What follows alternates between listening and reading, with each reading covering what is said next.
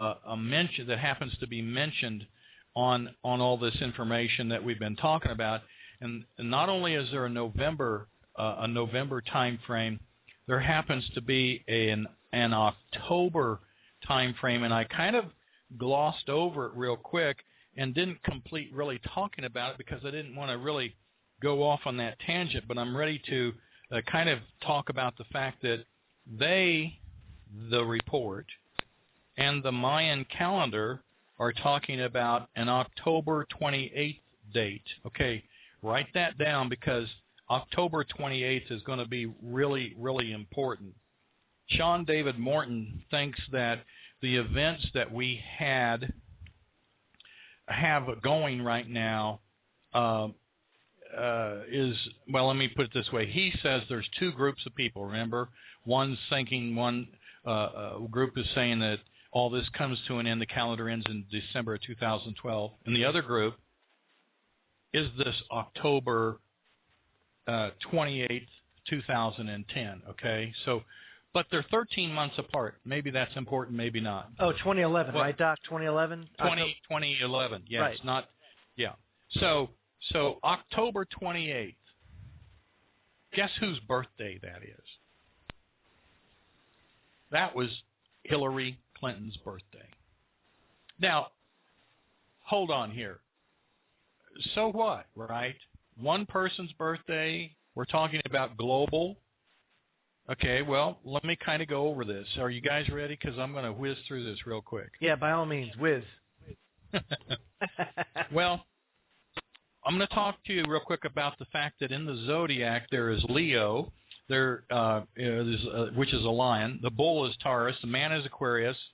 And so we have the lion and the bull and the man. But in that zodiac is another fixed cardinal, very important point. These are the fixed points. I gave you 3 of them. The other one is Scorpio.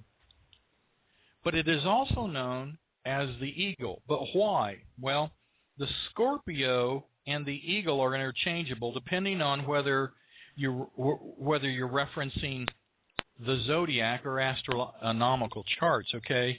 And here's what, why.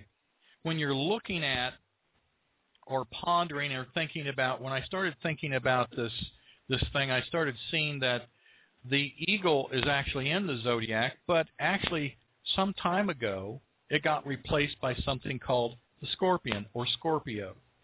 And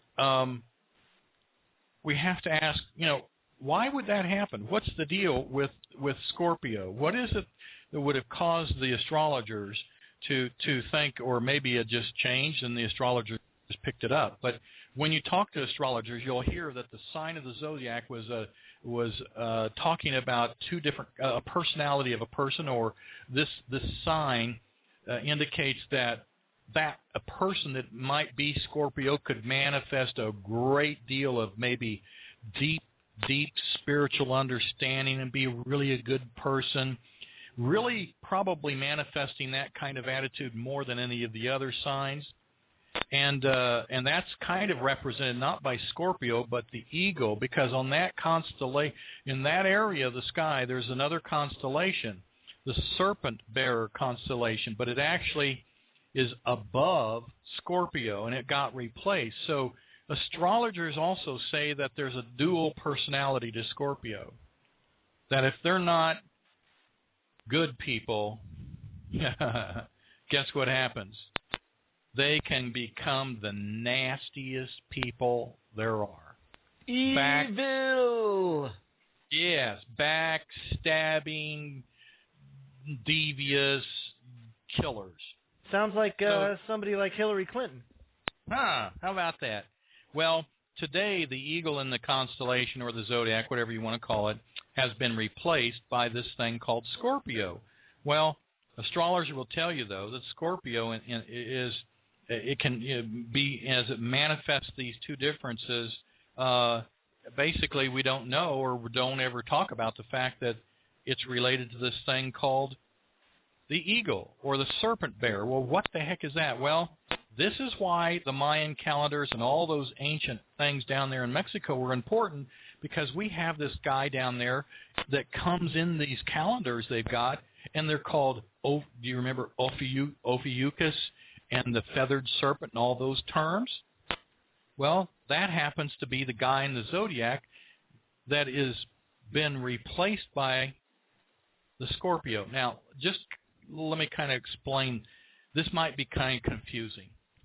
You see, the zodiac is around in the sky. You know, one area of the sky is the Scorpion, and the opposite side would be Aquarius, and then 90 degrees to that would be the Taurus, the bull, and so forth. And so the smaller constellation known as Scorpio is actually below the horizon, when really the larger constellation right above it, above the horizon, is called Aquila, or the serpent bearer.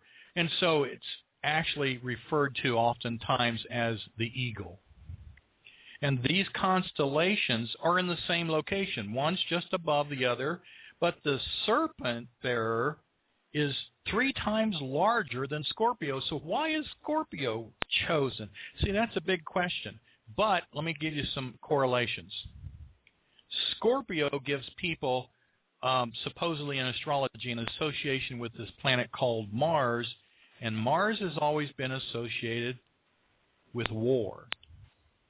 So in the southern sky is Scorpio, and below the horizon in astrology is considered nighttime.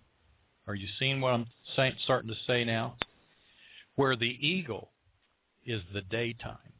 The eagle being that personality that has good traits, so to speak, and not that Scorpio can't in the colloquial language of an astrologer, but in the bad way that Scorpio is below the horizon, it would be dark, as opposed to the eagle being above the horizon.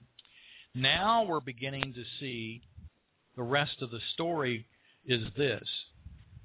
And the most important part to remember of this is that Scorpio can be an eagle or a scorpion. It has this dual personality, and now we connect the dots to enter the last days and the Babylonian system that we're now in by talking about what now we know in Scripture as the Whore of Babylon. So that's where we're headed, and here's how it's connected.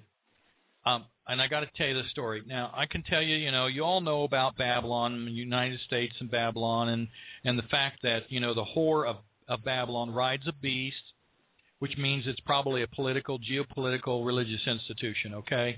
And so this is kind of symbolic, but it doesn't mean that it can't actually manifest in the personality of somebody, too, that this mother of harlots this system can't manifest somebody to run it that's diabolically, psychologically, pathological enough to help with it. So, and we can see that, in Revelation 17. But we're just going to keep on going, because this person is going to be somebody that's going to be able to attack innocent people. They're going to be able to be double-minded. Again, and they're indicating in Scripture even, it says that this whore that sits on the beast has a mix of nationalities, that it comes from a great city, and it describes both a people and a person, and the location of that system is in a city that's great with many nationalities, and the headquarter of it is what now is thought of as in the United States, which is New York, and guess where Hillary's from?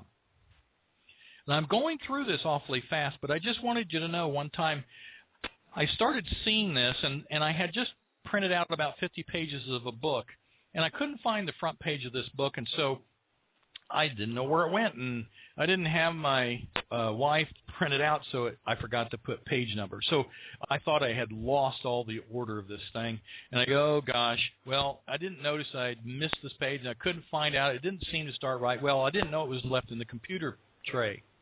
I called a friend of mine kind of wondering about Hillary, and I said, I want you to print out for me. I was in this research, and I said, I want you to print out Hillary's astrological chart.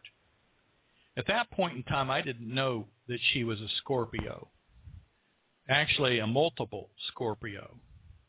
And so I got her chart, and I had it, and I printed it out at the printer, and guess what happened? On the other side of that page was the part of the book that was missing and left, and on that page, on the other side of Hillary Clinton, was the description of a satanic ritual by Aleister Crowley where he performed this thing called the Alamut Mantra working, which was later done by Jack Parsons and continued by Jack Parsons. I mean, by, that going later and, years later. Jack Parsons and L. Ron Hubbard continued it, and they called it this Alamut working, that it was going to bring forth the whore of Babylon. And guess when they did it? Well, they happened to do it the same date and year Hillary Clinton was born. Oh, that's sick. Isn't that just absolutely amazing? It is. It's funny how we have all these correlations coming about, but we got about 20 minutes left, so continue, Doc. Okay. Well, so the question is this going to be a person that has already experienced in murder? I mean, think of the black widow spider. I mean, if you mate with it, it'll kill you. I think Vince Foster found out a little bit about that. This is a diabolical person that's capable of murder, and I don't think she'd have a problem with killing millions. Hillary's tried. Will try, and if she does, she'll be manifesting an agenda. I mean, this agenda is big. I mean, the headquarters of it's in New York. I mean, it's here in this country. Now, what really we're seeing then is that their intent, the powers that be's intent, is to actually then seize political control. Well, this is being manifested, but it doesn't mean there can't be some people involved with it. And so, as we approach some of these events coming up, we're going to be seeing some of these dates correlating with some of our political figures, and they're fitting right in with the fact that they are coming from the night. They're going to be now doing their personality. Their birth dates are below the horizon. We're going to be coming into the day in November. All hell is going to break loose, folks. Now, this doesn't mean that we win. This means that we've just stuck a stick in the bear's eye. And that's what I'm trying to get to in these last few moments, is to indicate to people. I just glossed over a very large body of research here. And I've got lots of details about other people, correlated dates from the Mayan calendar to the webbot report to birth dates, just like you've heard with the zodiac and the personality traits that fit all this and link it all together. And I'm going to tell you, we've just stuck a stick in the bear's eye, and he is pissed. And this November, we can expect all hell to break loose from the powers that be. And all I'm trying to say all of this for is people had better be ready. John? They better, like Griff said. Go ahead. John, you recalled a story. I've never shared this with you or anyone else. Back in the days of Vince Foster, he was a friend of Bill Clinton from the time they were 9, 10 years old, back in Hope, Arkansas. They grew up together, Vince Foster and Bill Clinton. And Vince Foster was pretty straight arrow. He was not one of the really evil people. He had remorse and a lot of mixed emotions about what he was into. He was sent to Europe by Hillary to bring back, I forget the exact amount, but it was in the neighborhood of $200 million of Wanta money. And he brought it back, and it was earmarked for Hillary Clinton's children's fund. She has a children's organization that she runs money through. And it was something in the neighborhood of $200 million of Wanta money. And that was before he wound up in the park.